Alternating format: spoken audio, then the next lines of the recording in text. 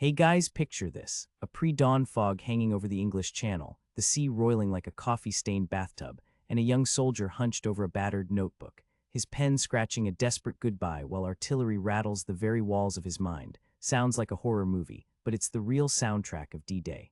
Before we dive in, smash that like button if you love a good slice of history, and drop a comment telling us where you're listening from. Maybe you're in a bunker of a coworker's office cubicle, too. Now dim the lights, grab a cup of something warm or a cold brew, we won't judge, and settle in as we flip open the last letters home from those brave souls. You feel the ink sting on your fingertips, the paper rough as sandpaper, and hear the distant boom of shells like an over-enthusiastic bass drop, while the soldier's voice trembles between "I love you" and "if I don't make it, don't blame the bacon." It's oddly funny how they tried to sound like today's texting emojis, red heart replaced by a shaky yours forever, yet the stakes were a literal life or death send-off. So what would you write if the world were ending in a tide of steel? Let us know in the comments, and let's honor their words together. Before the sun dared to lift over the channel, the landing craft rocked like a nervous hamster in a metal ball, spray stinging the noses of three men who clutched pens like lifelines. Private Thomas Mercer, 22 and fresh from Ohio cornfields, squinted at a tattered postcard, the faint outline of his farmhouse porch a ghost in the gloom. Across from him, Corporal André Morrow, a French-born interpreter with a mustache that could have been used as a rope, whispered French idioms into his notebook to keep his hand steady. Sergeant Samuel Green, the grizzled sergeant who had seen more beach landings than Netflix binge watches, shuffled his rifle aside and cleared a corner for ink.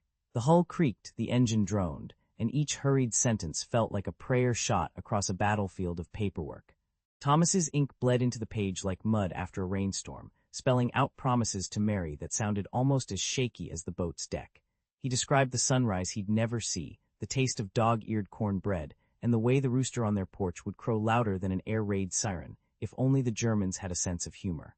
Between the clatter of oars and the distant thump of artillery, he scribbled, "I'll bring you back a piece of Europe, even if it's just a souvenir bottle of cheap wine."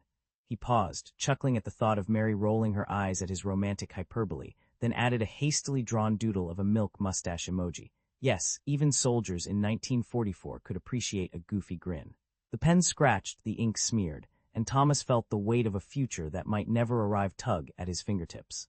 Corporal André Morrow folded his letter like a secret map, each crease a silent nod to the resistance he'd lived through since the occupation. He wrote to his sister Elodie, warning her to hide the old kitchen radio and to stash the cheese in the cellar where the Germans wouldn't think to look, because who wants their dairy commandeered by a Nazi soldier?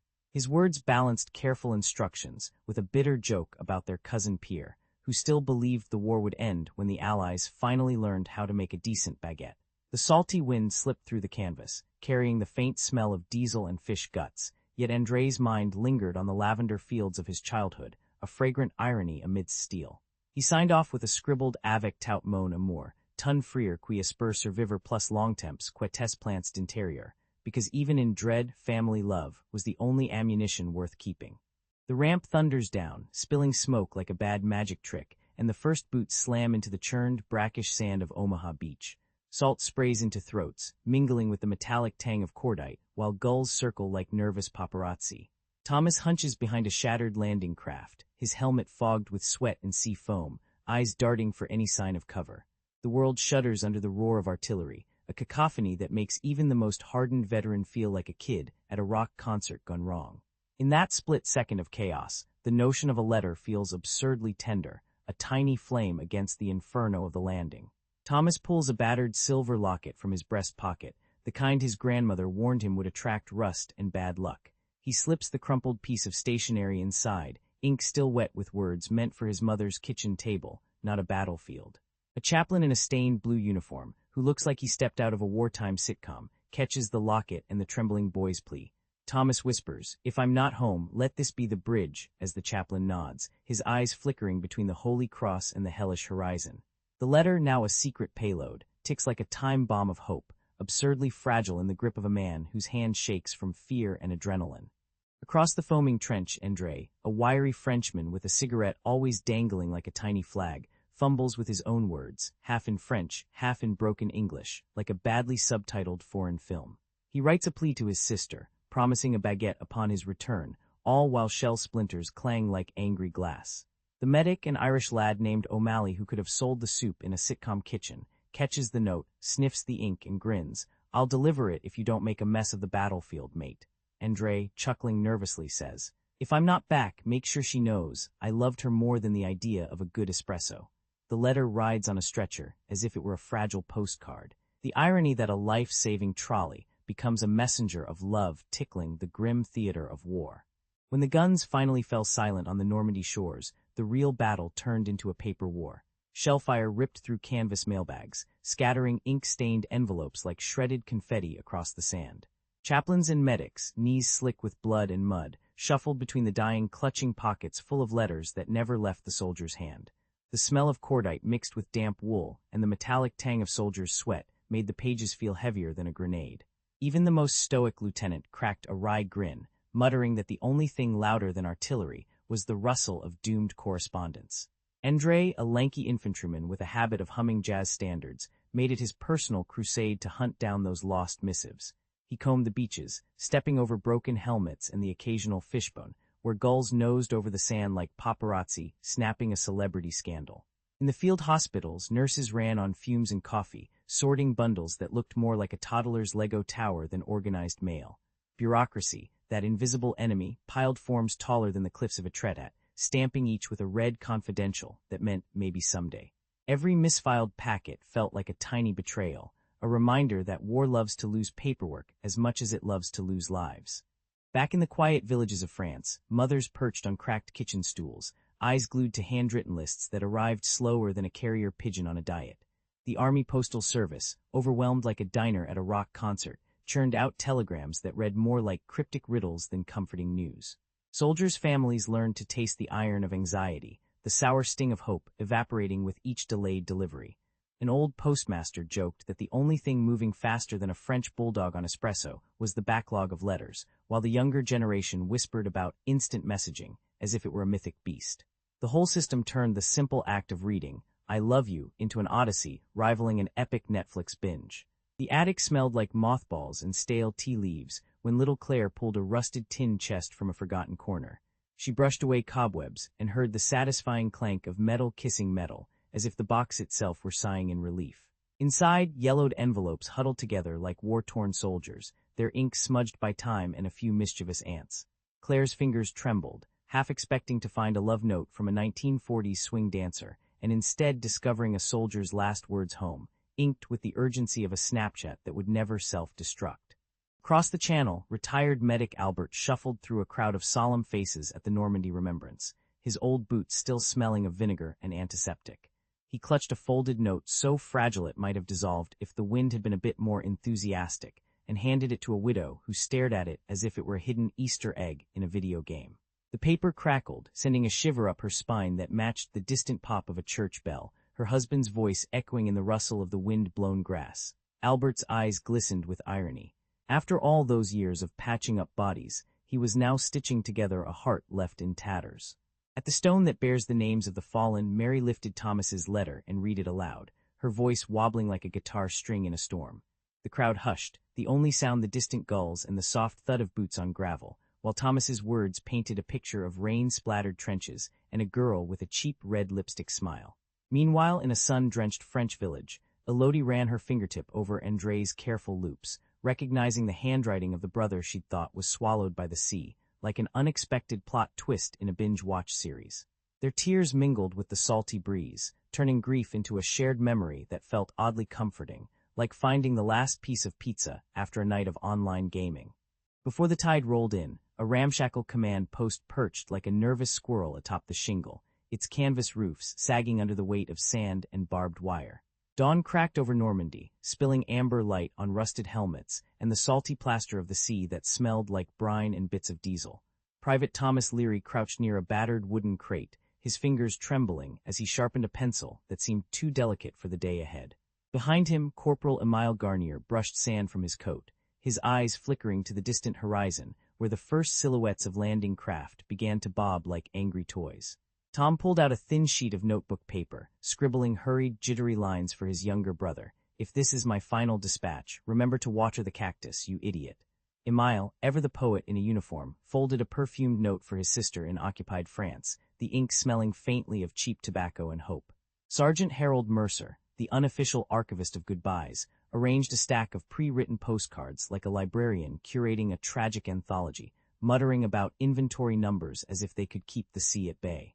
Sister Margaret O'Connor knelt by a makeshift altar of rosary beads, whispering prayers that sounded like a choir of sighs, her hands steady despite the tremor of impending loss. The tide of men and machines surged forward, a metallic beast growling louder than any surf, each rumble a reminder that the beach would soon be a battlefield of mud, blood, and broken dreams. Inside the cramped post, the clatter of radios mixed with the hiss of sand shifting under boots, creating a soundtrack that could rival any war movie, except the script was being written in real time. The four of them felt the absurdity of preparing love letters, while artillery shells threatened to rewrite their stories in graphite and gore. Yet in that absurd dance, a private urgency sparked. They had to stitch words across the gulf between gunfire and home, lest the ocean swallow their voices forever. The dawn cracked like an overcooked pancake as the invasion fleet roared into view, engines snarling and commanders barking orders that bounced off the surf like angry seagulls. Salt stung the eyes of every soul on the shoring, and the frothy breakers lunged forward, eager to swallow boots and hopes alike. Amid the chaos, Hal stood beside a makeshift table of mud and rusted ammo, his fingers trembling like a jittery squirrel. He understood that the letters in his hands were not just ink but lifelines, each one a promise to a home that might never hear it again. The wind carried the distant thrum of artillery, a grim soundtrack that made even the most hardened veteran feel like a kid waiting for the school bus. With a grunt, Hal shoved the stack of weathered envelopes into a watertight cylinder, sealing it tighter than a teenager's secret diary. The metal clanged against the sand, a sound that sounded suspiciously like a tiny applause from the dead. Tom, ever the daredevil, volunteered to sprint across the lake, his boots splashing through churned mud as if he were auditioning for a wartime version of Fast and Furious. He reached the signal post just in time to hear the cutter's horn crackle, a shrill call that cut through the roar like a pop culture meme shouted over a battlefield livestream. The cylinder sat heavy in his hands, a promise that the words would ride the sea instead of drowning in it. In the scramble, Emile slipped the cylinder into the palm of a courier with the smoothness of a magician pulling a rabbit out of a hat. The courier's grin was as thin as a ration biscuit, but he nodded, understanding the gravity of the cargo, without a single word. Meanwhile, Margaret stood motionless, a prayer whispered to the wind that smelled of diesel and seaweed, her eyes glittering with a silent blessing. An ironic thought crossed her mind. If these letters survived, they would become the ultimate last post on a battlefield forum no one could moderate. The moment hung in the salty air, electric and fragile, as if the universe had pressed pause on the carnage just to watch a single act of hope. After the surf-scented chaos of the beaches faded, the fight crawled inland like a rusted tank through mud. Letters that had survived the surf now faced three new foes: fickle weather that tossed them like laundry, a machine of censorship that shredded anything too honest, and broken chains of command that left families staring at empty mailboxes. A sudden storm ripped a bundle of envelopes from a crate, turning them into wind-whipped confetti that settled over hedgerows and foxholes. Meanwhile, the censor's red pen loomed like a menacing scorpion, snapping shut on verses about home-cooked soup. The promise whispered on the shore, "We'll write back," was now a fragile thread being tugged by every gust of war. Hal paced the dimly lit office, eyes darting over shipping manifests that smelled of stale coffee and oil. Every time a name flickered on the list, his heart thudded like a drum solo in a rock concert, except the rhythm was off-beat. He imagined the missing packet floating somewhere between a crumbling bridge and a German artillery blast, a ghostly postcard that might never reach his mother's kitchen table. In a fit of comic desperation, he tried to bribe a clerk with a cigarette, only to have the man laugh and point out that the envelope had been stamped "Confidential, do not deliver." The irony wasn't lost on Hal. The very system built to protect his words was now the one that might bury them in bureaucracy. Emile slipped back through the cracked pine forest, the night air thick with the metallic tang of blood and burnt pine sap. He ducked behind a shattered wall, listening to the distant crackle of machine gun fire that sounded like a bad mixtape of war. The lost envelope lay somewhere beyond a makeshift checkpoint, its contents a dying comrade's final prayers that could keep his soul from dissolving into mud. With each step, Emile felt like a character in a vintage war movie, except there was no dramatic music, only the ragged breaths of soldiers and a distant, mocking goat. He reached the spot, retrieved the soggy paper, and sprinted back, clutching it like a lifeline while the ground quaked beneath his boots. When the tide of June 6 finally ebbed, the sand still smelled of gunpowder and sea brine, and the air hummed with the clatter of rusted helmets being dumped onto cobblestones. In the weeks that followed, parcels of paper slipped like secret passwords through the chaos, some finding doorways of modest cottages, others vanishing into the cracked walls of tenements. The letters were thin, trembling witnesses, ink smeared by rain, stamps licked by mud, each a tiny lifeline tossed across the Atlantic's roar. Families unfolded them over kitchen tables, eyes flickering between hope and horror, while the missing pages gathered dust in forgotten drawers, their silence louder than any artillery blast. It was a strange post-war lottery. Some words arrived months late, delivering consolation and fresh riddles. Many never resurfaced, becoming quiet mysteries kept by siblings and comrades. Hal, a lanky communications officer, who survived D-Day by the luck of a misplaced order, swore on his battered knapsack that no letter would ever be left to rot. After the war, he took a job at a veteran's archive, sorting through bundles that smelled of mildew and espresso, and he chased phantom envelopes like a detective hunting missing socks. He would call aging widows, their voices cracking like old vinyl, and promise, "I'll find that note you wrote to your sweetheart in Normandy." When a yellowed sheet finally emerged from a pile of shredded ration tickets, Hal delivered it to a trembling grandson clutching a pipe that had seen more smoke than a 1950s jazz club. The boy read his grandfather's trembling confession aloud, and the room filled with a chorus of sighs, as if the past had just pulled its head out of the sand and waved.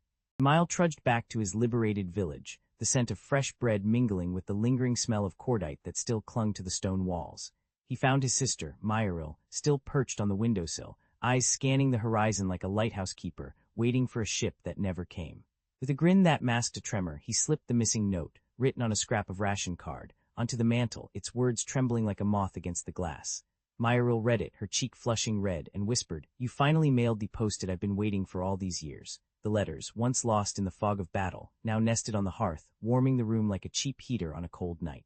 The night air at the English field smelled of cold steel and wet canvas, the low thrum of the C-47, engines a metallic lullaby for the tired troops. Lanterns dangled from the low flap canvas like trembling fireflies, casting amber pools on the dusty tarmac where boots sank into grit. Captain Elias Mercier perched on a burlap seat, his jaw set like a statue, and scratched a careful letter to the woman he feared might never see his face again. He folded the paper with the precision of a magician pulling a rabbit from a hat, hoping the ink might tether his heart to home. A stray wind whispered through the open hatch, rustling the pages like an impatient audience awaiting the next act. Across the aisle, Private Jonah Hale huddled over a crumpled notebook, his pen dancing in a rhythm that sounded suspiciously like a country song about moonlit cornfields. He wrote to his sister about the starlit farm nights back home, where fireflies performed a Broadway number above the milk barn. The scent of rationed coffee and the sour tang of engine oil made his words taste both sweet and bitter, like a coffee-crazed kid who just discovered the internet.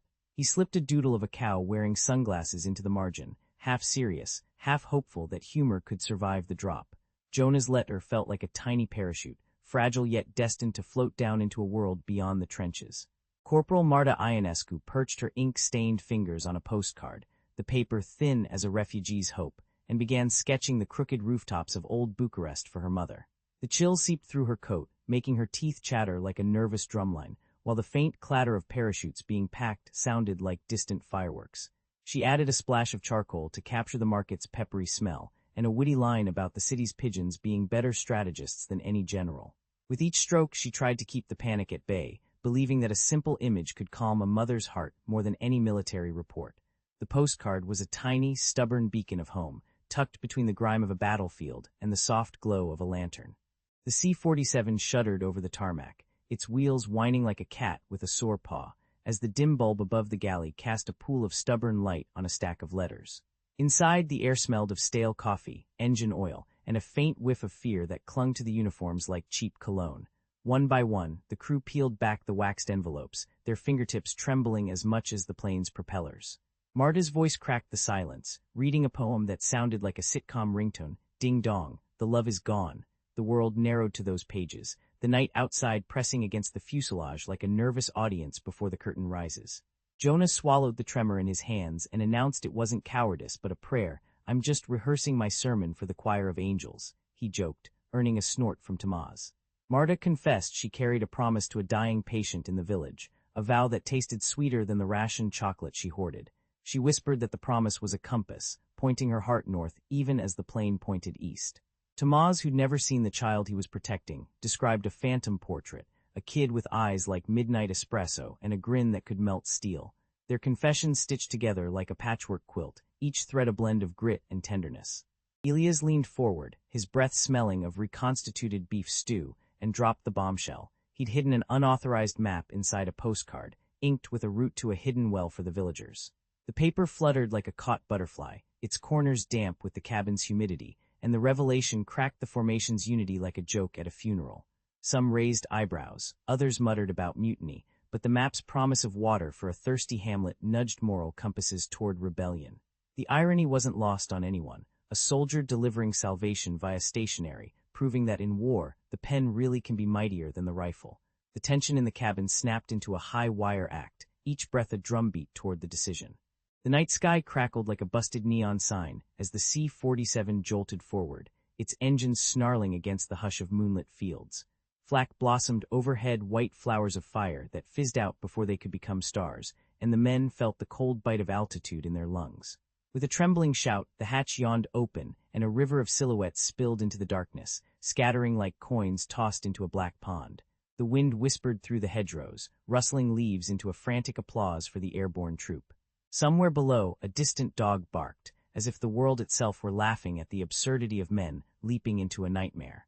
Parachutes tangled in the skeletal branches like drunken ribbons, snapping shut on limbs that screamed in protest. Marta clutched a crumpled postcard map, and a shrapnel kiss splintered her cheek, leaving a hot blossom of blood and ink on the page. Jonah, separated from his squad, stumbled through the mud, his only compass the echo of his sister's name whispered at bedtime. Tamaz found himself caught behind a coil of barbed wire, chanting terse commands that sounded more like nursery rhymes under the night's pressure. Each torn letter fluttered from pockets, drifting like lost wings that could have belonged to a teenage superhero. The unit snapped into a patchwork of desperate skirmishes, a daring raid to snatch comrades from a deserted barn, boots slapping against broken glass and the smell of spilled whiskey. Under a thicket, they set up an improvised triage, bandages smelling of antiseptic and fear, while mosquitoes feasted on their exposed forearms. A heated debate flared over the battered postcard map, follow it and risk the unknown, or hunker down and hope the enemy passes like a bad sequel. Some chose the risky road, clutching the map as if it were a ticket to a hidden safe house, while others stayed, listening to the distant rumble of artillery like a broken vinyl record. The night grew thicker, and the air tasted of burnt cordite and sweat. When the first thin slash of dawn cut through the smoky haze over the shattered field, the world seemed to exhale a sigh of weary relief.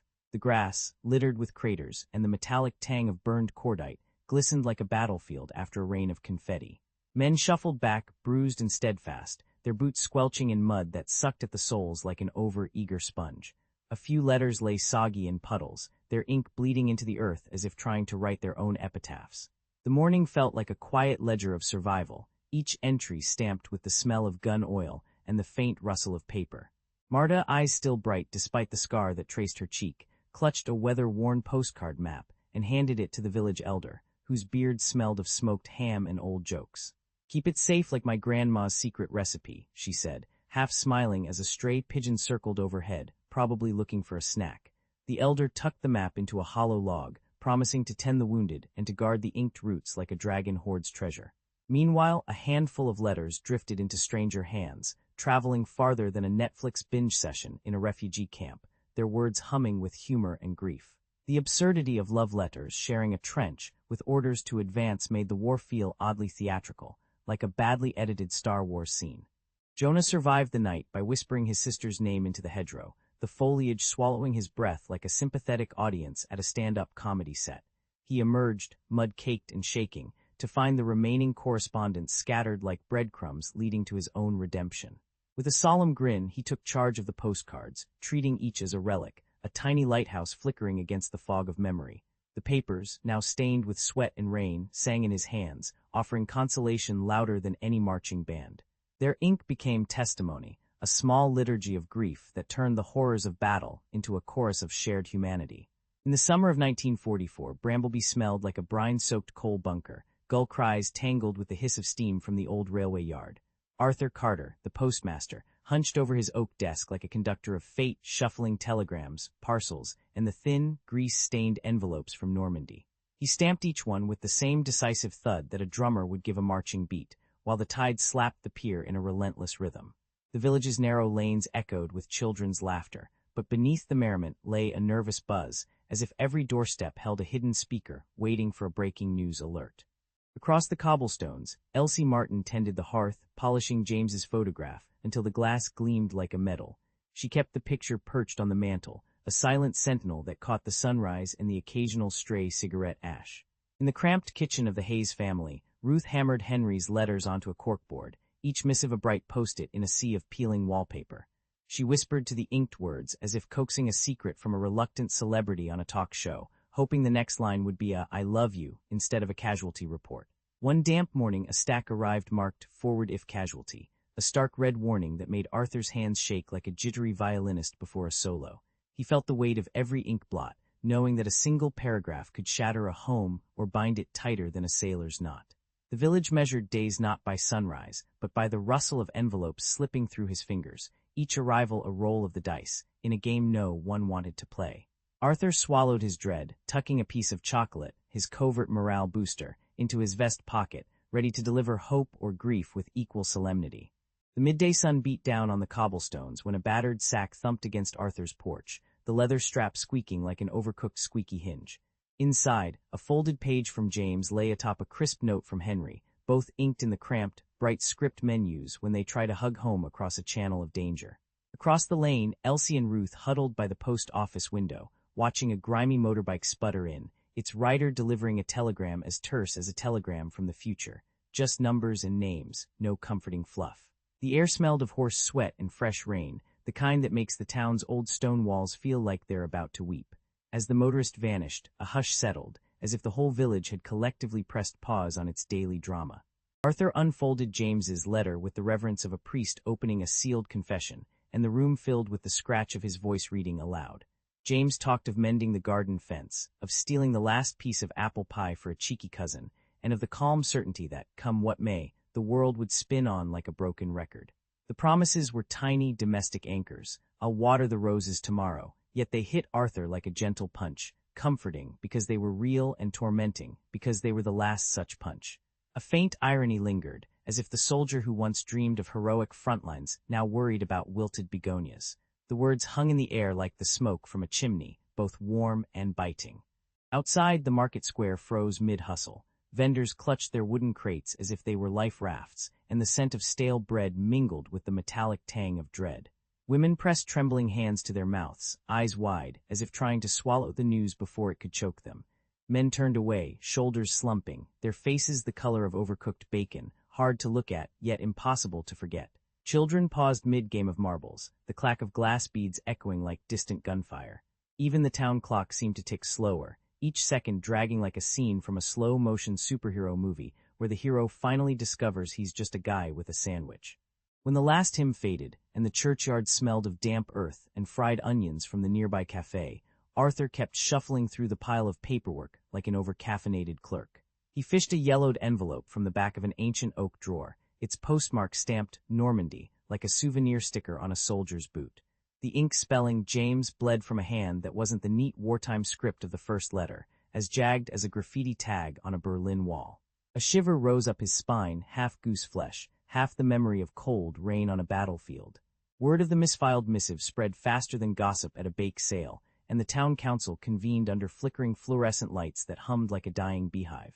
Mrs. Pettigrew, whose knitting needles clacked louder than a typewriter, demanded an official audit, insisting the envelope must be an administrative error, a paper trail slip like a typo in a Shakespeare play. Younger fathers rolled their eyes, muttering that the whole affair felt like a season of Stranger Things, where the upside down was a mailbox. The mayor, cheeks flushed from cheap coffee, tried to calm the crowd while his secretary slipped a fresh slice of lemon cake onto the table, the sugary scent battling the metallic tang of anticipation. Somewhere in the back, old Mr. Klein whispered, maybe James survived and is writing home from a retirement home in the States, like a WWII version of a Netflix reunion. Families gathered around kitchen tables cluttered with teacups, the steam curling like ghostly reminders of lives paused at a train station. Some, like the Whitmores, clutched the unopened letters as if they were fragile relics, refusing to peek lest the universe rewrite their grief. Neighbors argued over whether to honor James's last wishes. Some wanted a proper burial, others suggested a celebratory fireworks display, complete with the kind of pyrotechnics that would make a 4th of July parade blush. Auntie Marge, ever the pragmatist, offered a compromise. Read the envelope aloud while everyone held a glass of cheap wine, the tannins mingling with the sour taste of unresolved sorrow. The room pulsed with a mixture of incense, cigarette smoke, and the faint, sour aroma of fear, each breath a reminder that hope and suspicion can share the same air. The council room smelled of damp wood and spilled tea as the men shuffled in, the misfiled envelope trembling on the scarred table like a nervous rabbit. Father Arthur, whose spectacles always slid down his nose, cleared his throat and lifted the brown flap with the reverence of unwrapping a Christmas present in a bomb shelter. Light from a single oil lamp flickered across the brittle paper, casting shadows that danced like jittery ghosts on the walls. As the seal broke, a collective breath held itself back, then exhaled in a sigh that sounded like a church organ wheezing after a century of silence. Inside lay Henry's hurried postscript, ink smeared by rain and fear, a narrow escape from a minefield, and a plea for his mother to tend the garden should he never return, as if the soil could keep his memory greener than any war memorial. Beside it, James's note to a comrade, "Keep the kettle boiling, lad, we'll need it when the world ends," spoke in the same cracked humor that had kept them sane in the trenches. The words did not contradict but overlapped, a chorus of shared sacrifice that sang louder than any official report. The letters smelled of tobacco and mud, reminding everyone that heroism often arrived in a soggy envelope, not a polished dispatch. The village gathered in the stone church, where the choir's trembling hymns mingled with the clatter of pews and the faint scent of pewter candles. Old Madame Leger read Henry's words aloud, her voice cracking like a vinyl record stuck on a wartime love ballad, and the congregation felt each syllable settle like cold rain on their shoulders. They placed the letters in a battered mahogany chest, sliding in trinkets, a silver thimble, a child's dented toy soldier, as if each keepsake could anchor a missing heartbeat. Arthur stood at the back, his eyes softening. He whispered that the mail would forever be a courier of both solace and sorrow, a bittersweet parcel he could finally accept. A lone violinist slipped in the opening bars of Imagine, and even the stone walls seemed to sigh, acknowledging the absurdity of finding peace on a cracked floor. The infirmary of Nareth crouches beneath stone walls that gulp the orange-kissed smoke of siege fires like an over-eager dragon. Inside, Nurse Asham moves between makeshift cots, her hands slick with blood and boiled herbs, her eyes scanning the flicker of lantern light for any sign of hope. The air smells of iron, burned pitch, and the sour tang of sourdough that the cooks tried to bake between bombardments. Asha's voice cuts through the groans, a low chant of comfort that steadies the broken and the quiet alike. Even the rats seem to pause, as if they too sense the fragile pulse of life fighting the ash. Sergeant Medic Corin stands over a wounded grunt, needle in hand stitching flesh that has already been cut from the muster rolls like a bad haircut.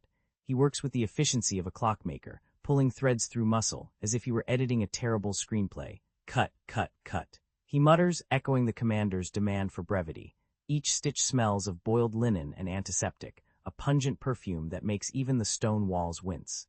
Around them, the wounded whisper names that will never be shouted in taverns again, their futures erased faster than a Reddit post after a moderator sweep. Corin's grin is iron-thin, a joke about the shorter-than-a-tweet casualty list that barely hides the grief bubbling under his visor. Livia, the youngest scribe, hunches over 2 leather-bound books, one a neat ledger of injuries, the other a secret notebook plastered with scribbles of last words, like graffiti on a cathedral wall. The official book must be crisp, each entry a bullet point for the commander who reads it over a cup of stale ale, and nods like a bored king on a throne of paperwork. In the hidden tome, however, she captures the whispered poetry of a dying farmer who claims his son's name is Morrow, because the future's just a fancy word for more taxes. The ink smells of pine and sweat, and the paper rustles like dry leaves whenever a new confession lands on its page. Livia's laughter bubbles up when she thinks of the irony. She's forging a history that the High Command will never see, a bit like a Jedi archivist in a world that thinks lightsabers are just fancy swords. The night fell like a battered drum, watchfires crackling against the darkness with the rhythm of distant thunder. Inside the cramped infirmary, the air smelled of boiled pine sap, iron, and the sour perfume of crushed herbs that barely masked the rot of stale bandages. A famed young captain, his uniform torn and blood staining the linen, clutched a broken wrist brace and shouted Livia's name as if it were a prayer. His eyes burned bright despite the wound, and every gasp he expelled sounded like a trumpet call for confession.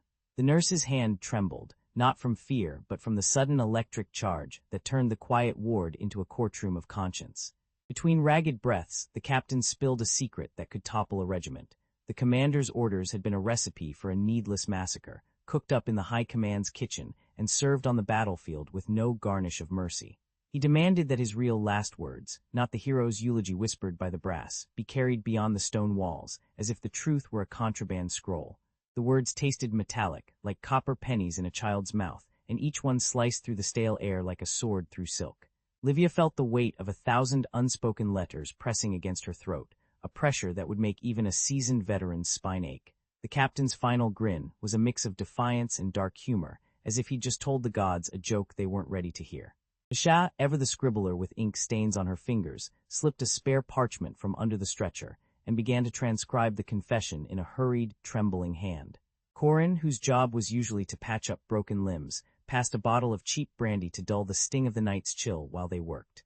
Livia, caught between duty and rebellion, whispered a promise to the wounded captain that his voice would not die in the infirmary's shadows.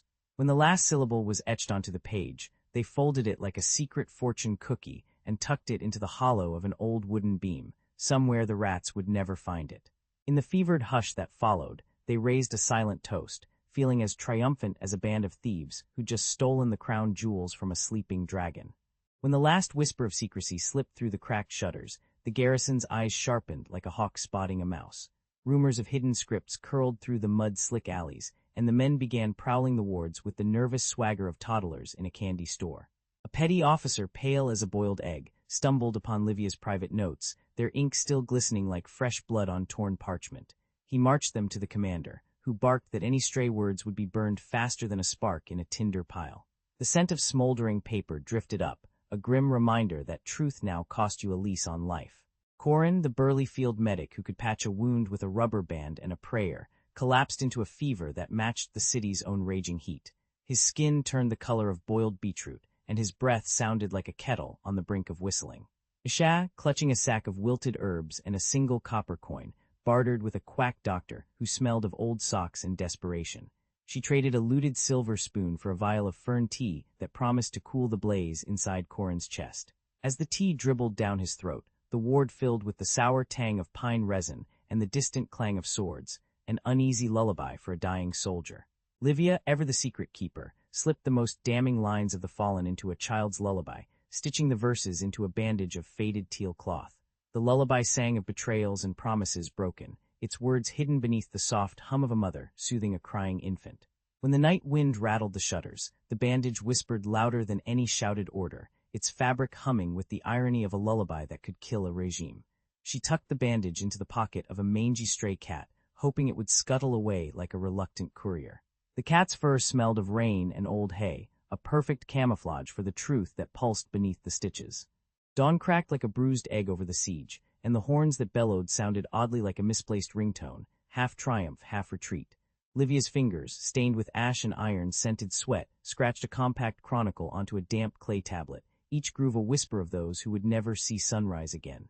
Isha, with a grin that said, "I've seen worse," slipped the tablet into the hollow of a little bronze statuette, the kind a merchant would brag about at a tavern for its exotic provenance. The merchant, eyes wide like a kid in a candy store, tucked the figurine under his coat, oblivious to the secret it cradled. Meanwhile, Corin, limping on a broken shin, swore off heroics and instead forged a medical report that smelled of ink and desperation, hoping the scribbles would keep the inquisitors at bay. The three fled through streets that reeked of boiled cabbage and burnt oil, the air thick with the metallic tang of blood spattered on stone walls. Every step felt like marching through a bad sequel of Game of Thrones, except the dragons were replaced by screaming medics and the occasional stray cat that eyed the tablets with disdain. Livia muttered, if history were a cookbook, we're at the bitter herbs, as she watched the city's smoke curl into a grotesque ballet. Isha's laughter, half nervous, cracked like a broken lute string when a guard shouted for them to halt, only to be deflected by Corin's confident brandish of the forged report. The report, stamped with a seal that resembled a squashed banana, convinced the commander that the three were merely tending to the wounded, not smuggling forbidden truths. Night fell and the trio dispersed like leaves in a storm, each clutching a piece of the fragile memory they'd salvaged.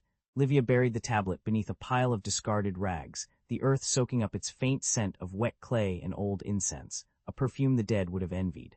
Isha slipped the statuette into a merchant's caravan, the wood creaking like a tired spine as the wheels rolled toward distant lands. Corin, half conscious from fever, scribbled a final note on a scrap of parchment.